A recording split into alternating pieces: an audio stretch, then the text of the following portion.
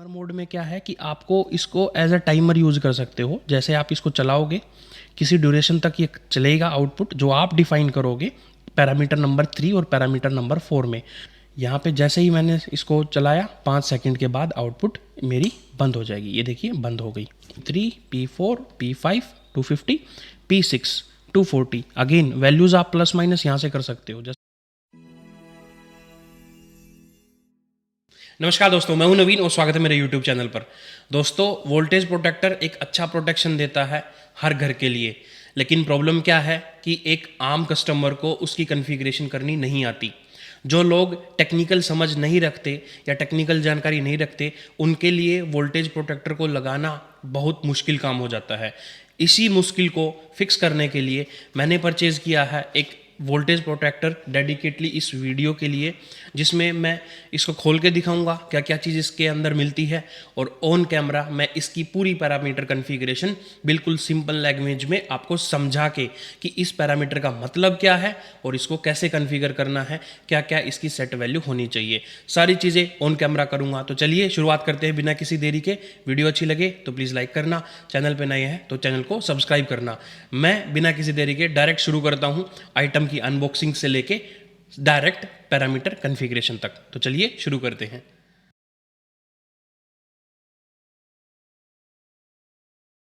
तो दोस्तों, सबसे पहले कौन सा वोल्टेज प्रोटेक्टर और कितने का मंगाया।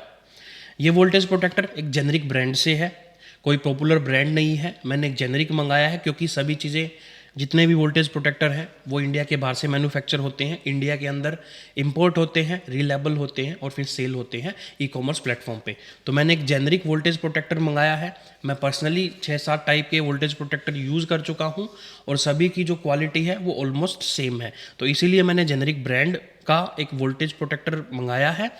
अब इसका प्राइस क्या है मैं आपको वीडियो में पॉपअप करके दिखा रहा हूँ। ऑर्डर की जो हिस्ट्री है या ऑर्डर डिटेल्स है, ये वोल्टेज प्रोटेक्टर मैंने 899 का परचेज़ किया है।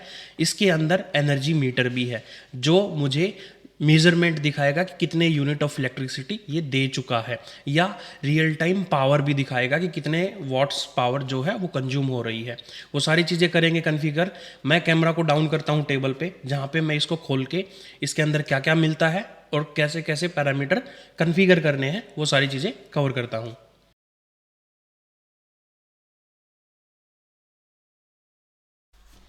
तो दोस्तों, मैंने फोकस किया है कैमरा अपनी टेबल के ऊपर। यहाँ पे मैं इसको खोल के दिखाऊंगा और हम पैरामीटर कॉन्फ़िगरेशन इसी व्यू पॉइंट पे करेंगे। अब मैंने इसको ऑलरेडी कट किया है ताकि वीडियो में आपका टाइम बचा लूँ। ये कुछ ऐसा देखने को मिलता है वोल्टेज प्रोटेक्टर। इसमें कोई ब्रांड का नाम नहीं है, यहाँ पे plain and simple voltage protector है। ये डायरेक्ट चाइना से इंपोर्ट किया हुआ है, यहाँ पे मेड इन चाइना भी लिखा हुआ है। अब इसको खोलते हैं। ये वोल्टेज प्रोटेक्टर कुछ ऐसा मिलेगा। एमसीबी जो ड्यूअल पोल एमसीबी होती है कुछ उस टाइप का है। यहाँ पे आपको इनपुट टर्मिनल्स देखने को मिलेंगे और यहाँ पे आउटपुट टर्मिनल्स देखने को मिलेंगे। ये एलईडी स्क्रीन है, एलईडी नहीं बोलूँगा मैं इसको, एक सिंपल 7 सेगमेंट एलसीडी स्क्रीन है जिसमें आपको वोल्टेज, करंट और रियल टाइम पावर दिखेगी। मैं इसको पावर से कनेक्ट भी करूँगा। यहाँ पे आपको 4 बटन देखने को मिलेंगे। जो रेड बटन है सेट, इससे हम पैरामीटर को सेट करेंगे। अप एंड डाउन जो ये आपके बटन्स हैं, इनसे आप पैरामीटर की वैल्यू प्लस या माइनस कर सकते हैं। प्लस ये पल्स है, मतलब ऑन या ऑफ करने के लिए इस बटन का यूज़ होता है। ये सिंपल वोल्टेज प्रोटेक्टर कुछ ऐसा दिखता है। साइड व्यू प्लेन है, कुछ नहीं है यहाँ पे। और जो दूसरी साइड है उसमें सिंपल जो इलेक्ट्रिकल स्पेक्स हैं वो लिखी हुई हैं कि ये 63 एम्प्स का है। कैमरा में आपको नहीं भी दिख रहा होगा, मैं पैरेलल में एक फ़ोटो पॉपअप कर दूंगा। यहाँ पे अपर वोल्टेज लिमिट और लोअर वोल्टेज लिमिट 130 से 300 और 80 से 210 है। ये वैल्यूज़ आप सेट कर सकते हो। मेड इन चाइना यहाँ पे लिखा हुआ है। किलोवाट आवर 0 से लेके 9999 तक ये मेज़र करेगा। अब मैं इसको कनेक्ट करता हूँ पावर सप्लाई से और इसको ऑन करके देखते हैं कि कैसे दिखता है। साथ ही साथ इसके अंदर एक आपको मैनुअल भी देखने को मिलेगा। ये सिंगल पेज मैनुअल है जिसके अंदर पैरामीटर की सेटिंग है। कैमरे पे आपको नहीं दिख रहा होगा, बट जैसे जैसे वीडियो में मैं एक्सप्लेन करूँगा चीज़ें, मैं आपको टेक्स्ट की फॉर्म में ये चीज़ें मेंशन कर दूंगा। इसके अंदर P1 से लेके 27 तक पैरामीटर हैं। सभी 27 पैरामीटर की सेटिंग हम करेंगे ऑन कैमरा, और आप वीडियो में लास्ट तक बने रहिए और आपको पूरी कॉन्फ़िगरेशन समझ आ जाएगी।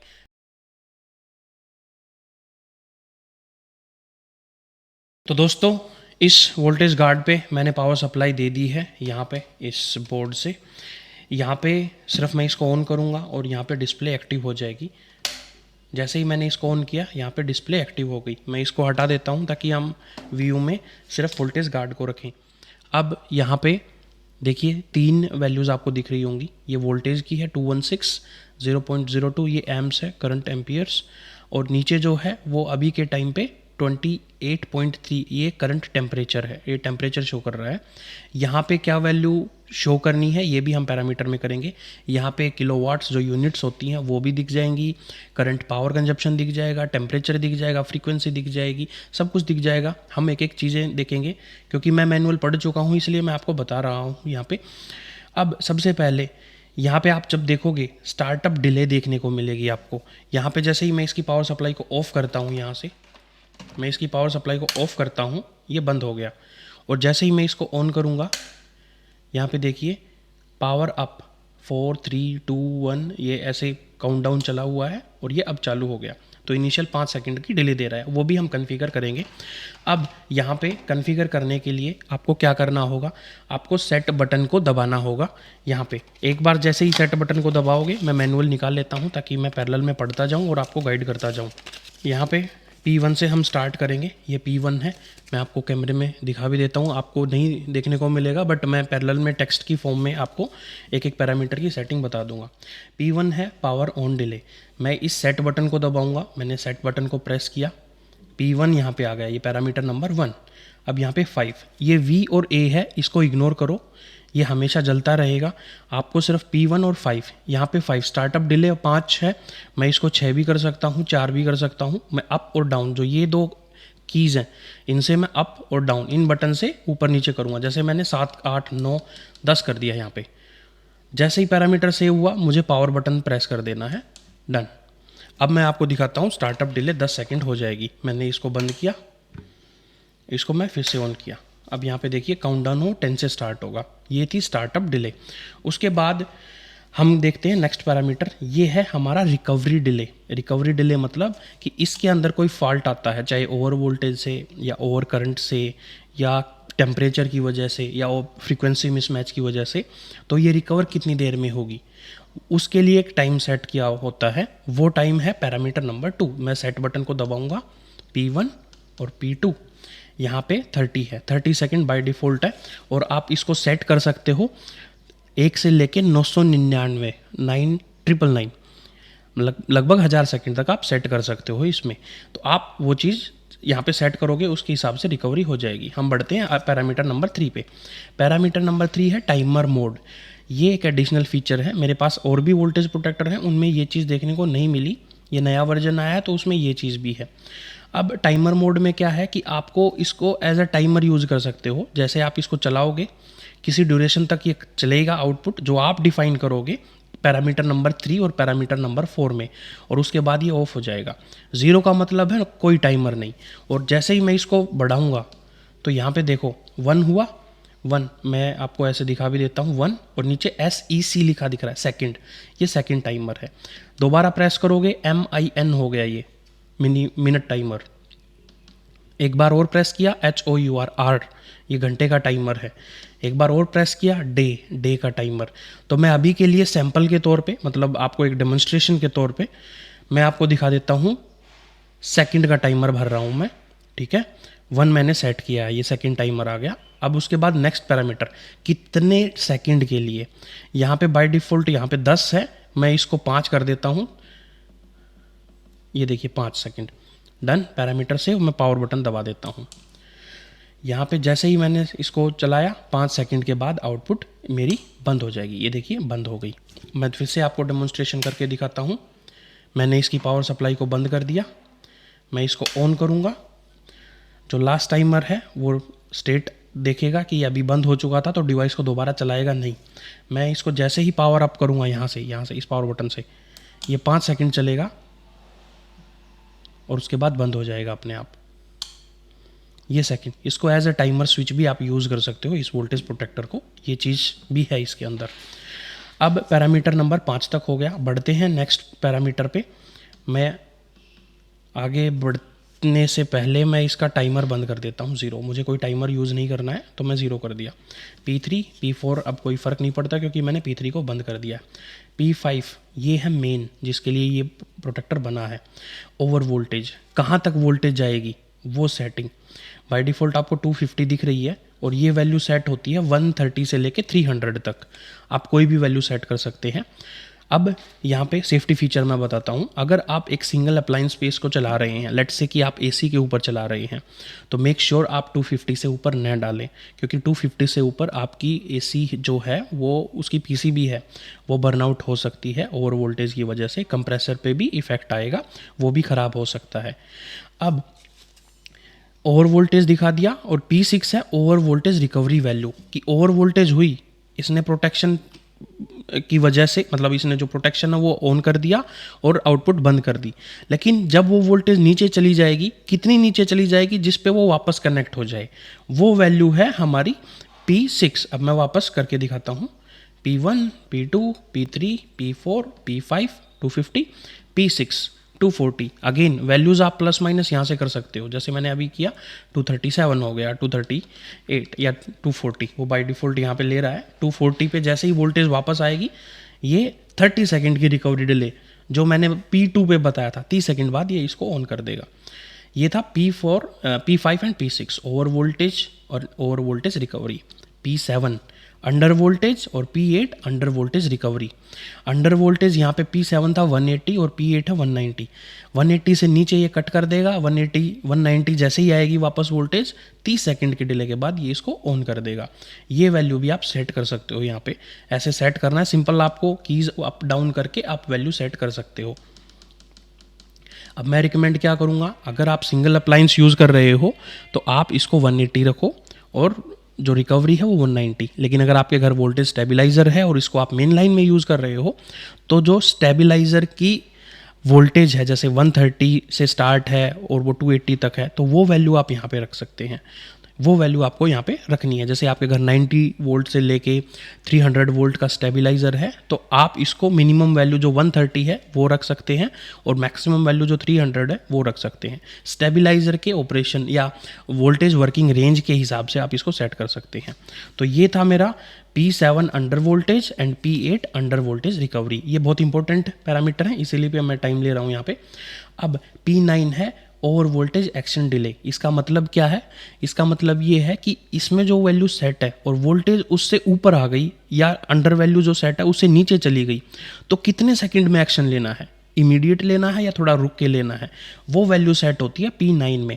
आपको यहाँ पे क्लिक करोगे, P9 बाय डिफ़ॉल्ट 0.1 सेकंड है और मैं रिकमेंड करूँगा जितना कम से कम हो सके उतना रखना है। यहाँ पे डाउन कर रहा हूँ तो 0.1 ही है, अप करूँगा तो 0.2 0.3, और ये वैल्यू जो आप सेट कर सकते हो वो है 1 से लेके 10 सेकंड तक। तो यहाँ पे मैं ये रिकमेंड करूँगा 0.1 सेकंड हो मिनिमम पॉसिबल। बढ़ते हैं नेक्स्ट पैरामीटर P10। P10 है वोल्टेज करेक्शन। इसकी डिस्प्ले पे अभी वोल्टेज दिख रही होगी आपको 217.7, और अगर आपको लगता है आपके घर कोई मल्टीमीटर है जिसमें वोल्टेज वैल्यू ऊपर या नीचे है, इस वैल्यू पे नहीं है, हालांकि ये फैक्ट्री कैलिब्रेटेड है, इनमें वोल्टेज ठीक आती है, बट आप कैलिब्रेट कर सकते हो कि जैसे मैं इसको बढ़ा रहा हूँ कैलिब्रेशन में तो 218 बढ़ रही है, दिख रहा है आपको, 219 हो गई। अगर मैं इसको नीचे करूँगा तो ये माइनस में भी चला जाएगा, वोल्टेज ज़्यादा दिखा रहा है तो कम दिखाने लगेगा। ये कैलिब्रेशन अच्छी चीज़ है इसके अंदर। इन वोल्टेज प्रोटेक्टर के अंदर आपको एग्जैक्ट वैल्यू वोल्टेज की देखने को मिलेगी, यहाँ पे आप सेट कर सकते हैं। आपके पास कोई अच्छा सा मल्टीमीटर हो जो ट्रू RMS हो, उसकी वैल्यू पढ़ के आप यहाँ पे सेट कर सकते हैं। अब P11 है मेरा क्विक डिस्कनेक्ट प्रोटेक्शन ऑन। यहाँ पे ऑन है या ऑफ, दो वैल्यू हो सकती हैं। देखिए ये ऑफ है, ये ऑन है।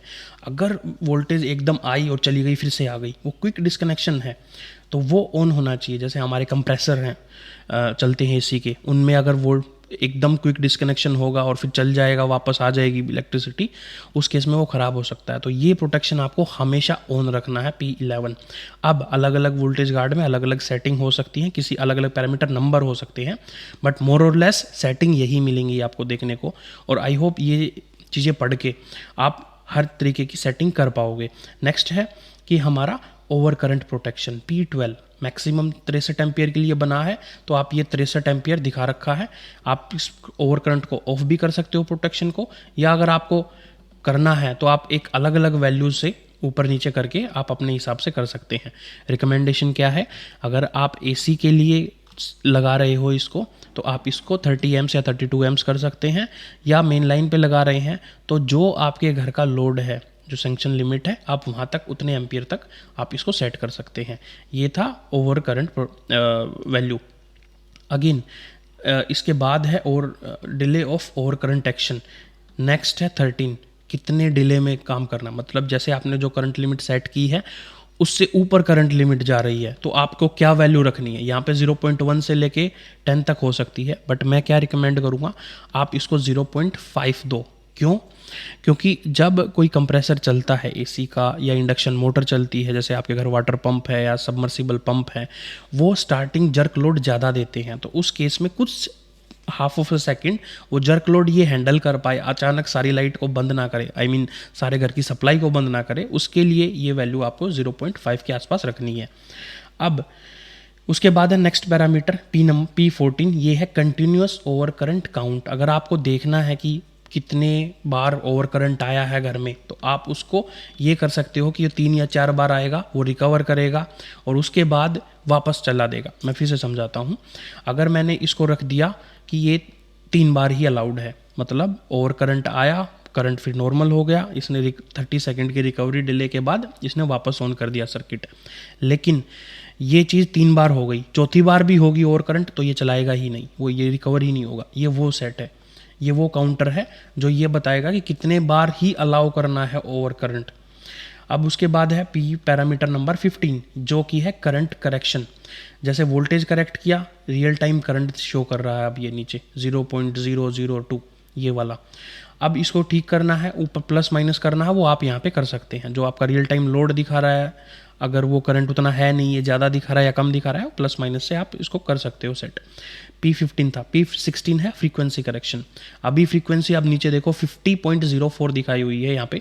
मेरी ग्रिड सप्लाई अभी एक्टिव है, तो जो लगभग 50 के आसपास है। अगर आपको लगता है कि ये फ्रीक्वेंसी करेक्शन मतलब की ज़रूरत है, ये फ्रीक्वेंसी सही नहीं दे रहा है, तो एंड अगेन आप इसको ऊपर नीचे कर सकते हैं। जैसे मैंने 1 से बढ़ा दिया तो ये 50.5 समथिंग कर दिया इसने। अब मैं इसको कम करूँगा तो ये एग्जैक्ट दिखा देगा जो अभी करंट आया हुआ है। अब मैं इसको डाउन करूँगा तो वो 49 पॉइंट समथिंग चला गया। तो ऐसे आप फ्रीक्वेंसी करेक्शन कर सकते हैं। हालांकि फैक्ट्री कैलिब्रेटेड है तो इश्यूज़ आने नहीं चाहिए, मैंने आज तक नहीं देखा, but this device has options to correct voltage और करंट और real time frequency values, so आप कर सकते हैं। अगेन नेक्स्ट है P17 which is about active power correction. अभी जो पावर कंजप्शन हो रहा है इसके आउटपुट टर्मिनल से, अभी आपको 000 दिख रहा है क्योंकि कोई आउटपुट लोड मैंने कनेक्ट नहीं किया है। अगर यहाँ पे लोड चल रहा है, लेट से 100 वाट का बल्ब आपने चलाया और आपको एक मीटर है जो आप बता रहा है कि 100 वाट चल रहा है और ये अलग दिखा रहा है, अगेन आप उस पावर को भी प्लस माइनस कर सकते हैं। नेम अगला है P18। P18 में क्या है? P18 है हमारा टेम्परेचर अपर लिमिट प्रोटेक्शन।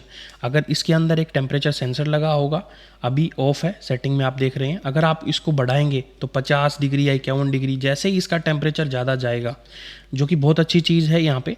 अगर साइड में MCB बॉक्स के अंदर आप इसको अगर लगाते हैं और साइड में MCBs या कोई फायर के चांस हैं या मतलब कुछ गर्म हो रखा है कोई भी पैरेलल कंपोनेंट, वहाँ से भी टेम्परेचर की वैल्यू अगर बढ़ रही है तो ये सर्किट को ऑफ कर देगा। ये अच्छी चीज़ है। हालांकि सेंसर अंदर ही है, ये इसके लिए है, लेकिन साइड में भी अगर कोई हीटअप हो रहा है चीज़ें, कोई MCB है या कोई और कंपोनेंट है जिसकी वजह से अंदर टेम्परेचर बढ़ रहा है, तो भी ये मेन लाइन को ब्रेक कर देगा, आगे के कंपोनेंट सेफ हो जाएंगे। तो आप ऑफ भी कर सकते हैं या वैल्यू सेट भी कर सकते हैं। और जो सेट वैल्यू यहाँ पे लिखी हुई है वो है 50 से लेके 85 डिग्री सेल्सियस तक। तो मैं अभी के लिए ऑफ कर दे रहा हूँ इसको। P18 P19 temperature recovery value again आपने 50 सेट की थी, तो कितने डिग्री टेम्परेचर नीचे चला जाएगा कि इसको वापस ऑन करना है। तो ये वैल्यू है अभी चेंज नहीं हो रही क्योंकि मैंने टेम्परेचर P18 को ऑफ कर रखा है। अगर मैं P18 को ऑन कर दूंगा 50 या 55 समथिंग, तो मैं इसको अलाउ हो जाएगा ये चेंज, ये अभी के लिए ऑफ है। ये वो चीज़ है। P20 टेम्परेचर करेक्शन, अभी टेम्परेचर दिखा रहा है 30.6 डिग्रीज। अगर आपको लगता है कि आपके पास कोई अलग थर्मोमीटर है या कोई टेम्परेचर सेंसर है आपके घर में स्टैंडर्ड जो अलग वैल्यू दिखा रहा है, आप इसको भी ऊपर नीचे कर सकते हैं। ये देखिए, जैसे मैं इसको बढ़ा रहा हूँ, नीचे की वैल्यू बढ़ रही है, 31 हो गया। अब मैं इसको घटा रहा हूँ तो 00 30.6। अगेन कैलिब्रेशन इशू हो सकता है, ये नहीं कि फैक्ट्री जो स्टैंडर्ड है या जहाँ से इसकी कन्फिग्रेशन हुई है वहाँ पे भी प्लस माइनस हो सकता है, तो आप अपने हिसाब से टेम्परेचर की वैल्यू भी चेंज कर सकते हैं। तो दोस्तों नेक्स्ट है P21। P21 है मेजरमेंट प्रोटेक्शन। यहाँ पे मेजरमेंट का मतलब है इनका कहने का, जो किलोवाट आवर की जो रीडिंग दिखती है कितने यूनिट, अगर आप वो प्लस माइनस करनी है तो वो आप यहाँ से प्लस माइनस कर सकते हैं। जैसे मैं देखो प्लस का दबा रहा हूँ तो 3 हो गया, माइनस का दबा रहा हूँ तो वापस 2 या 0 हो गया। ऐसे प्लस माइनस कर सकते हैं। वो किलोवाट आवर की जो यूनिट डिस्प्ले है उसको करेक्ट करना है तो आप P21 का यूज़ कर सकते हैं। P22 which is protection function switch, ये ऑन या ऑफ। आप में अगर कोई भी वोल्टेज, करंट या टेम्परेचर या फ्रीक्वेंसी, कोई भी प्रोटेक्शन अगर आपको लगाना है या ऑन या ऑफ करना है तो इसको ऑन या ऑफ कर सकते हैं। अगर आपको सिर्फ मॉनिटर मोड में चलाना है, कोई प्रोटेक्शन नहीं करना, तो ऑफ रखिए, वरना इसको ऑन कर दीजिए। मैं रिकमेंड करूँगा हमेशा ऑन रखना है आपको इसको। उसके बाद नेक्स्ट है आपका P23 which is automatic reset. अगर आपको कोई फॉल्ट आता है और इसको रीसेट करना ऑटोमेटिक, तो आप इसको ऑन कर सकते हैं, इसको ऑन ही रखना है। ये और ऑलरेडी जो बाय डिफ़ॉल्ट जो सेटिंग्स अभी आपने की हैं उस पर वापस एक्टिवेट हो जाएगा अगर कोई फॉल्ट आता है तब, मतलब फॉल्ट रिकवर हो जाता है, उसके बाद सेम सेटिंग्स अप्लाई हो जाती है। ये ऑटोमेटिक रीसेट है। उसके बाद P24 ये है energy saving mode. Energy saving mode of है या ऑन है, दो सेटिंग्स आप कर सकते हैं। ऑफ में क्या होगा कि ये जो LEDs दिख रही हैं ये डिम हो जाएंगी, पावर सेव करेगा, ये बंद भी हो जाएंगी कुछ सेकंड के बाद। अगर ऑफ़ किया है तो ये परमानेंट चलती रहेंगी। मैं इसको बोलूँगा कि आप हमेशा चले रखिए, मतलब ऑफ सेटिंग रखिए। रीज़न कि आपको मॉनिटर होता रहेगा कि क्या क्या वोल्टेज या करंट या लोड चल रहा है, वो आप रियल टाइम में देखते रहेंगे। उसके बाद parameter number 25 which is about user default display which is very important. आपको जो नीचे की नीली लाइन है उसमें क्या देखना है उसकी सेटिंग है, यहाँ पे अलग अलग लिखी हुई है, नंबर है, वो नंबर क्या क्या है वो भी मैं पढ़ के बताता हूँ। अगर यहाँ पे एक वैल्यू है जो कि है कि डिग्री मेजरमेंट वैल्यू, यहाँ पे एक अगर आपने लिखा है तो नीचे किलोवाट आवर दिखाएगा। अगर आपने यहाँ पे 2 लिखा है तो यहाँ पे दिखाएगा कि मेजरमेंट वैल्यू वही किलोवाट आवर लेकिन 100,000 डिग्री में, 1000 मतलब वॉट्स के में दिखाएगा, ये किलोवाट में नहीं दिखाएगा। और 0.1 डिग्री में दिखाएगा अगर 3, मतलब वो किलोवाट आवर, पॉइंट का डेसिमल वैल्यूज़ दिखाएगा, डेसिमल टेंस पे है, हंड्रेड्स पे है, थाउजेंड्स पे है, ये वो चीज़ दिखाएगा आपको यहाँ पे। 4 पे है रिमेनिंग मेजरमेंट डिग्री, 5 पे है एक्टिव पावर जो करंट पावर कंज्यूम कर रहा है, 6 पे विजुअल पावर जो KVA में होता है वो चीज़, उसके बाद 7 पे पावर फैक्टर दिखाएगा, 8 पे फ्रीक्वेंसी दिखाएगा, 9 पे टेम्परेचर सेल्सियस दिखाएगा और 10 पे टेम्परेचर इन फ़ारेनहाइट दिखाएगा। एक चीज़ डेमोन्स्ट्रेशन के लिए मैं वैसे ही दिखा देता हूँ, इनमें से कोई भी एक वैल्यू सेट करेंगे और देखेंगे कि क्या ये सच में दिखा रहा है या नहीं। हम देखते हैं कि एक 9 नंबर का degree temperature Celsius, parameter number 25, 24, 25 और यहाँ पे मैं करता हूँ 9 नंबर। यहाँ पे जैसे ही मैंने 9 नंबर सेट किया, पावर बटन दबा देना है, डन। मुझे यहाँ पे टेम्परेचर दिखना चाहिए सेल्सियस में। अभी ये टाइमर एंड है क्योंकि मैंने टाइमर को इनेबल किया था, मैं टाइमर को डिसेबल कर देता हूँ। मैं टाइमर का था मेरा पैरामीटर नंबर 3, अभी 0 है और यहाँ पे मैं इसको 0 कर देता हूँ, 1, और इसको बंद। अब मैं इसको बंद करूँगा, इसको ऑन किया, 10 सेकंड का इनिशियल डिले मैंने दिया था। अब मैंने टाइमर ऑफ कर रखा है तो ये बंद नहीं होना चाहिए और नीचे टेम्परेचर की रीडिंग दिखनी चाहिए। देखिए आप नीचे 31.0 टेम्परेचर दिख रहा है यहाँ पे, आई होप आपको दिख रहा होगा 31.0, ये करंट टेम्परेचर दिख रहा है यहाँ पे। अब ये आपको दिख गया कि आपको क्या पैरामीटर दिखाना है नीचे वाले पे, या मतलब क्या इंडिकेशन लेनी है कि आपको किलोवाट आवर दिखाना, कितने यूनिट ऑफ इलेक्ट्रिसिटी इसके थ्रू जा चुकी है। अब इसमें कितना क्या रियल टाइम पावर दिखानी है, फ्रीक्वेंसी, टेम्परेचर, सब कुछ दिख जाएगा यहाँ पे। अब पैरामीटर नंबर 26 और 27 वो सिर्फ पासवर्ड के लिए है। डिफ़ॉल्ट पासवर्ड क्या रखना है आपको, जो मास्टर पासवर्ड बोलते हैं P26, इस केस में 112 लिखा हुआ है, 112 आप मास्टर पासवर्ड चेंज कर सकते हैं, या P27 आप अपना चेंज पासवर्ड, दूसरा पासवर्ड भी। हालांकि मैं नहीं बोलूँगा कि आप इसमें कुछ खेलिए, बाय डिफ़ॉल्ट जो है वो वही रहने दीजिए।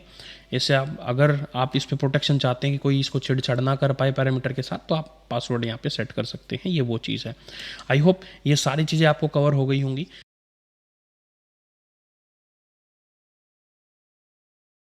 मैं बताता हूँ कुछ सेफ्टी पॉइंट, इसको ध्यान में रखने हैं लगाने से पहले। अगर आप इसको मेन लाइन में लगा रहे हैं तो इसको एक सर्किट ब्रेकर की तरह यूज़ नहीं कर सकते आप। क्यों? क्योंकि जहाँ पे आप यहाँ पे देखेंगे इनपुट साइड लाइन और न्यूट्रल है और आउटपुट साइड भी लाइन और न्यूट्रल है। ये सिर्फ लाइन को कट करता है, इसमें सिंगल पोल रिले है, ये दोनों को कट नहीं करेगा। अगर आपने गलती से वायर इंटरचेंज कर दिए, लाइन न्यूट्रल और न्यूट्रल लाइन, तो यहाँ पे लाइन हमेशा पास करता रहेगा, न्यूट्रल को कट करेगा, क्योंकि आपने पोलैरिटी चेंज कर दी है।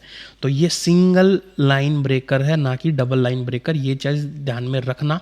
दूसरी चीज़, इसको लगाना कहाँ पे है? अगर मेन लाइन में लगाना है, मेन लाइन में अगर आपको लगाना है तो इसको जो फ्रंट जो लाइन प्रोटेक्शन है, जो आपकी मेन एमसीबी बॉक्स होता है, उसमें पहले एक एमसीबी लगाएंगे, एमसीबी के बाद इसको लगाएंगे।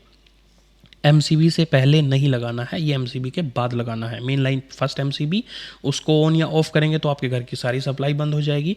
जब मेन लाइन एमसीबी ऑन कर दी, फिर ये प्रोटेक्शन गार्ड बीच में आएगा, पिक्चर में आएगा और आगे प्रोटेक्शन देता रहेगा। तो मैंने इसको बता दिया मेन लाइन में लगाना है, कहाँ लगाना है और कैसे लगाना है। उसके बाद अगर आप सिंगल अप्लायंस के लिए यूज़ कर रहे हैं तो आपको वोल्टेज लिमिट स्ट्रिक्ट लगानी है। स्ट्रिक्ट का मतलब आपको वोल्टेज रेंज 180 से लेके 230 तक लगाना है। मैं 180 भी नहीं बोलूँगा, मैं आपको 200 बोलूँगा, क्योंकि 200 से नीचे कोई भी अप्लायंस चलेगा, करंट ज़्यादा कंज्यूम करेगा। एसी का ही एग्जांपल मैं लेता हूँ, अगर 200 से नीचे अगर आपका एसी चल रहा है तो जो कंप्रेसर है वो करंट ज़्यादा कंज्यूम करेगा, क्योंकि उसको सेम पावर मेंटेन करनी है, सेम कूलिंग करनी है। ओवर करंट की वजह से आपका जो कंप्रेसर है वो डैमेज हो सकता है। तो दोस्तों, आई होप इस वीडियो का कंटेंट आपको अच्छा लगा होगा। मैंने बिल्कुल अनफिल्टर्ड आपको हर चीज़ शेयर की है, हर पैरामीटर को बड़े सिंपल लैंग्वेज में समझाया है, कन्फिग्रेशन आपको दिखाई है। अगर इस वीडियो का कंटेंट अच्छा लगा हो तो प्लीज़ वीडियो को लाइक कीजिएगा। अगर आपको सेम वोल्टेज प्रोटेक्टर परचेज करना है या जो मैंने अलग यूज़ किए हुए हैं पहले वो परचेज करने हैं, इनका लिंक मैं वीडियो के डिस्क्रिप्शन में डाल दूंगा, आप चेकआउट कर सकते हैं। आई गारंटी कि अगर आपने ये वीडियो यहाँ तक देखी, आप किसी भी वोल्टेज प्रोटेक्टर को कन्फिगर कर सकते हैं, क्योंकि जितनी सेटिंग मैंने इसमें बताई है इतनी शायद होती नहीं है, सब में कम ही होती हैं। इसमें सबसे ज़्यादा मुझे देखने को मिली ऑनेस्ट फीडबैक। कोई ब्रांड का नाम नहीं है तो कोई प्रमोशन नहीं है, ऑनेस्ट वीडियो, ऑनेस्ट ओपिनियन मैं आपने देता हूँ वीडियोज़ में। Same goes with this video as well. तो आई होप ये वीडियो अच्छी लगी होगी। अच्छी लगे तो प्लीज़ वीडियो को लाइक कीजिएगा, चैनल पे नए हैं तो चैनल को सब्सक्राइब कीजिएगा। मैं ऐसे ही इन्फॉर्मेटिव वीडियोस अपने चैनल पे पब्लिश करता रहता हूँ, आप अपने फ्री टाइम में चेकआउट कर सकते हैं। मिलता हूँ जल्दी ही अगली वीडियो में किसी अच्छे टॉपिक के साथ। तब तक के लिए मुझे दीजिए इजाज़त। नमस्कार।